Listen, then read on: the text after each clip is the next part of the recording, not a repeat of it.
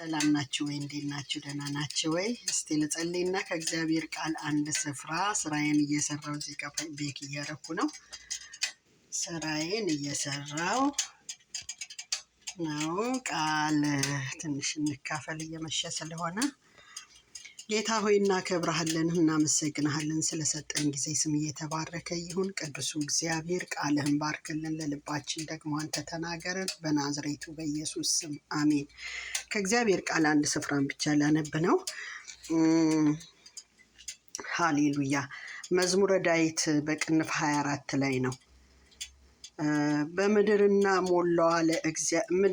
ሞላዋ ለእግዚአብሔር ናት፣ ዓለምም በእርሷም የሚኖሩ ሁሉ። እርሱ በባህሮች መስርቷታልና በፈሳሾችም አጽንቷታልና። ወደ እግዚአብሔር ተራራ ማን ይወጣል? በቅድስናው ስፍራ ማን ይቆማል?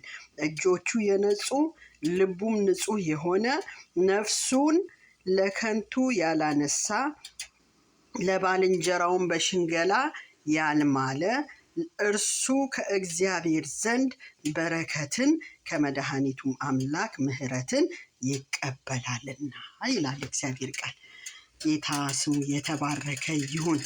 እግዚአብሔር ልባችንን በእንደዚህ አይነት ሁኔታ ይባርክልን።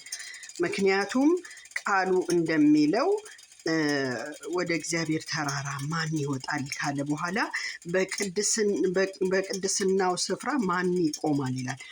እግዚአብሔር ባለው በቅድስናው ስፍራ ላይ ማን ሊቆም ይችላል? በጣም የሚገርም ነገር ነው። በቃ እኔ ቅዱስ ነኝና እናንተም ቅዱሳን ሁኑ ብሎ ያለ አምላክ ያለ ቅድስና በእግዚአብሔር ፊት መቆም እጅግ በጣም ከባድ ነገር ነው።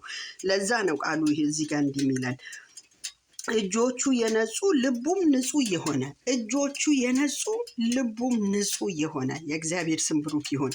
ዛሬ ጌታ ልባችንንና እጆቻችንን ሁሉ ያንጻ በደሙ ኃይል። ጌታ በመንፈስ ቅዱስ ኃይል እኛን አጽንቶ አበርትቶን በክርስቶስ ኢየሱስ ደም አጥቦ አንጽቶን ለክብሩ ያድርገን። ነፍሱን ለከንቱ ያላነሳ ይላል። ነፍሱን ለከንቱ ያላነሳ፣ ለማይረባ ነገር፣ ለከንቱ ነገር፣ ለማይጠቅም ነገር ነፍሱን ፍላጎቱን ወደዛ ያላደረገ ማለት ነው። እግዚአብሔር ከዛ ይጠብቀን። ለባልንጀራውም በሽንገላ ያልማለ።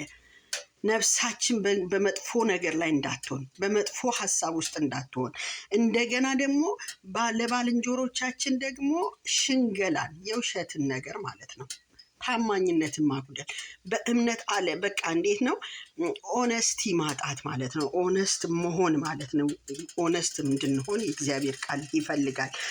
ነፍሱን በከንቱ ያላነሳ በባልንጀራውም ላይ በሽንገላ ያልማለ፣ በውሸት ነገር ማለት ነው፣ በማይሆን ነገር የሚምል ማለት ነው።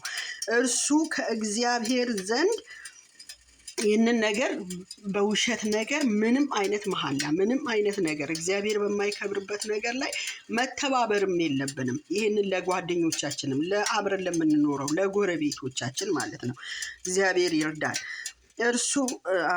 እርሱ ከእግዚአብሔር ዘንድ በረከትን ከመድኃኒቱም አምላክ ምሕረትን ይቀበላል አለ። እርሱ ከእግዚአብሔር ዘንድ በረከትን ከእግዚአብሔር ዘንድ ደግሞ ምሕረትን ይቀበላል። እነኚህን ክፉ ነገሮች ያላደረገ ማለት ነው። ጌታ በዚህ ሁኔታ ውስጥ እኛን ይቅረጸን። በዚህ ሁኔታ ውስጥ እኛን ይስራን። እግዚአብሔር ይችላል።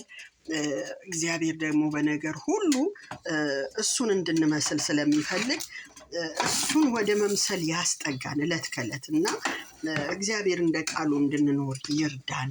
ይህንን ቃል ቅድም እዚሁ እያነበብኩት እንግዲህ ለራሴ የተጠቀምኩትን ከእናንተ ጋር ደግሞ ሼር ላድርግ ብዬ ነው ያደረኩት። ጌታ ኢየሱስ ይባርካችሁ። ጸልዬ እወጣለሁ። ጌታ እግዚአብሔር ሆይ እናመሰግንሃለን።